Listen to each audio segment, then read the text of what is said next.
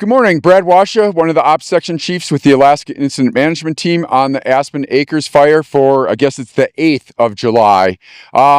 This is our 7th day on the fire for the Alaska Incident Management Team. When teams typically go out on the fires, we do 14 days plus travel, and that's largely in part, we're putting in 16-hour days, so we try to maintain a 2-to-1 work-rest ratio, and realizing that this is only the beginning of the fire season. Many of the firefighters on the team and on this incident are going to be doing additional fires, so we try to rotate out, and we're starting to look at what sort of complexities we're leaving behind and what sort of team's going to come in behind us. So we're already starting to look at that. As far as the fire itself, yesterday the northern part of the fire got pushed a little bit. We had some thunderstorms come through the area, putting some winds down on the fire, and we did have a little bit of a push on the north end of the fire.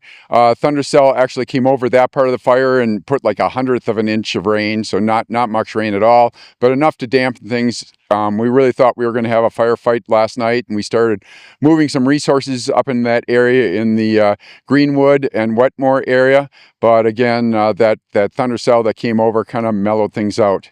As far as today's weather, we actually have a flash flood watch in effect from 12 o'clock noon till I believe 8 o'clock, 2000 tonight.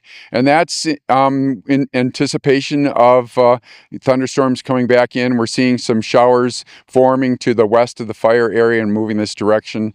And some of the concerns, the reason why there's a flash flood watch within the burn area itself is with the intense fire that came through, a couple things happened. One, with the soils, we can get what is called hydrophobic soils, and those soils actually basically form a crust, so the water's not able to penetrate in the soil, so it runs off. Also, a lot of that forest cover has been lost, so instead of intercepting those raindrops are hitting the soil, and so that can be a major concern. And they will issue flash flood warning if we get 1/4 inch or more of rain, and that is one concern. So although the rain can be good as far as mellow the fire behavior out, it can also have detrimental impacts as far as a flash flood. Wanted to share with you a map for today.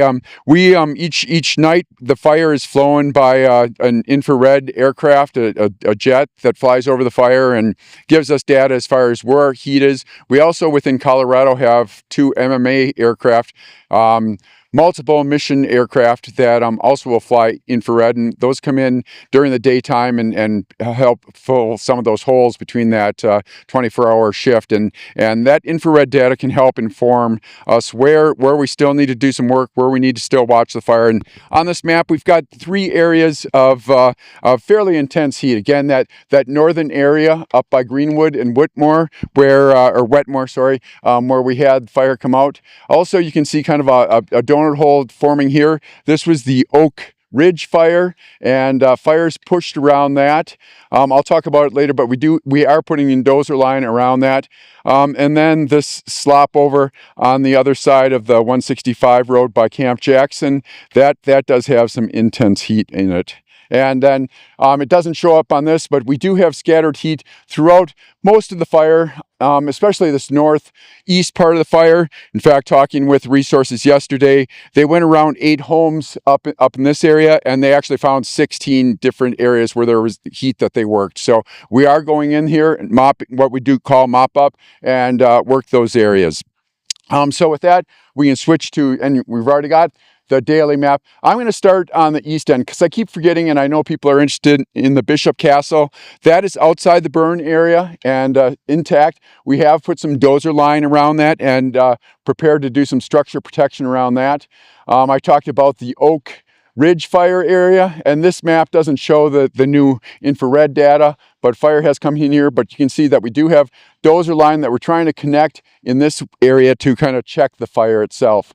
As we move up by Greenwood and Wetmore, we're feeling, last night we were really concerned, but we do feel like we've got dozer line around it. We might have to do a little burnout to check some areas in there, but that area is looking a lot better than what we had yesterday. And again, we had a thunder cell form not on the in that area, but put outflow winds. And again, that is a concern also going in today with those thunderstorms. If they don't produce precipitation, those outflow and changing winds. Coming down here, we continue to mop up along the east side of the fire. We're starting to continue to put black. I think we're up to 16% contained, and again, that number can be dynamic. If the fire grows, then that percentage may go down. If we continue, we have identified some additional areas that we're going to put black line on by the end of the day. In this Colorado City area, realize that repopulation is starting to occur here. The utility companies are out there looking at their lines. Just a simple case of an example of the damage to the utility infrastructure from Beulah up to the communication sites. I think they have 48 poles that they have to replace. So they're in some cases having to replace lines and poles. But one of the things I did hear from our resources last night is we've got firefighters in here working on mopping up. They try to come out and people have gone in and locked their gates. So please don't lock those gates because that takes us a little while to try to figure out who has a key or the combination. Coming around Colorado City, hearing good things as far as, continuing to see good mop up. And again, they're gritting through areas, getting a few calls again where things are being repopulated and where people are finding some heat in their backyard. We did find some heat in the basement of a structure yesterday. And continuing down south here, we are continuing with this contingency line in the event that this fire becomes active and tries to make a push on Rye. Again, we're trying to be offensive, so we're ready for that if that happens. Coming over to the Camp Jackson area, Camp Jackson, we've put dozer line around the camp and we're basically letting the fire back into there. But we are also starting to try to connect some line. Whether or not it will hold or just be a checking action, we'll have to see. But we are putting some dozer line up Millset Creek, working our way up to the top. And again, that's intended at least to be a checking action. We'll see if we can do more. There's some pretty steep terrain in there. And the other thing is there's some forest health issues, so a lot of standing dead. One thing people, this fire, we've got two areas that have been established on the east side of the 165 road. And it's like, well, why don't you just put crews in there? You could get those really easily.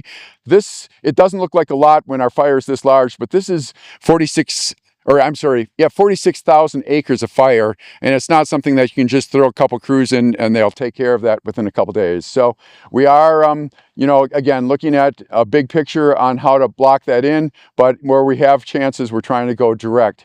So with that, I think I've kind of pretty much gotten around the fire for today. Again, just summarizing things, those thunderstorms, we are going to be watching those as far as outflow winds. Hopefully there's a little bit of precipitation. That being said, we're coming from a very dry period with the fuels being dry, and one thunder cell over a fire is not going to change things. It'll mellow things out for a while, but that fire still will be on the landscape for a long time, and we're setting things up for the long duration and not just the short-term management of this fire. So, and we do have that flash flood watch, and that can impact our firefighters out there too, along with the burn scar area itself. So with that, this concludes the July 8th briefing for the Aspen Acres fire.